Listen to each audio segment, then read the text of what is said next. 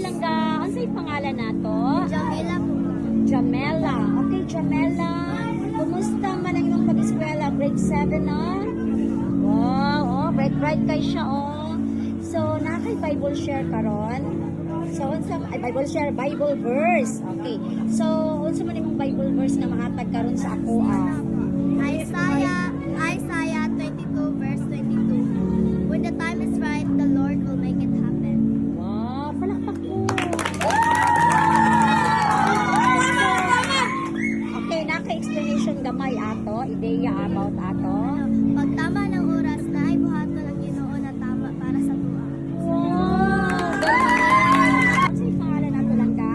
John Marco Cabrera. John Mark. Okay, first name John Mark. Okay, John Mark, nakay Bible verse mahatag karon. Naa po. Sige, unsa man na? Psalms 28 verse 7. The Lord is my shield and strength. My heart trusts in Him. Therefore, my heart greatly rejoices. With my song will I praise Him. Wow, palakpak. Okay, so unsa explanation nato ana? Ma'am, kini mo daw kaning Bible verse. Ang Ginoo mo atong kusog kung atong pangsagang sa mga dahotan ko. Oh, ka-bright niya, oy.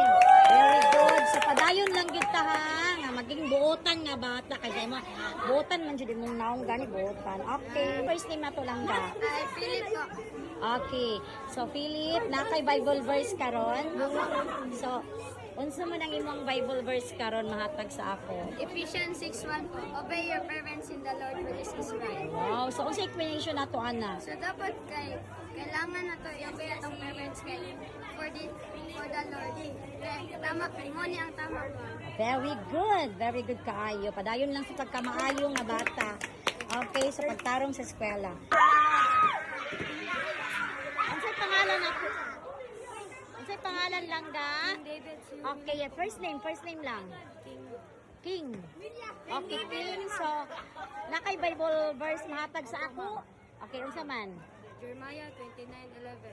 For I know the plans I have for you, plans to prosper you, not to harm you, plans to give you hope in the future. Okay, unsa explanation nato ana? Unsay nasabtan nimo ana? Kuan ma'am, pag kabalo ang Ginoo ma'am, say hatag sa tong ma'am niya. Kuan pa ma'am mo, grow tag mayo ma'am.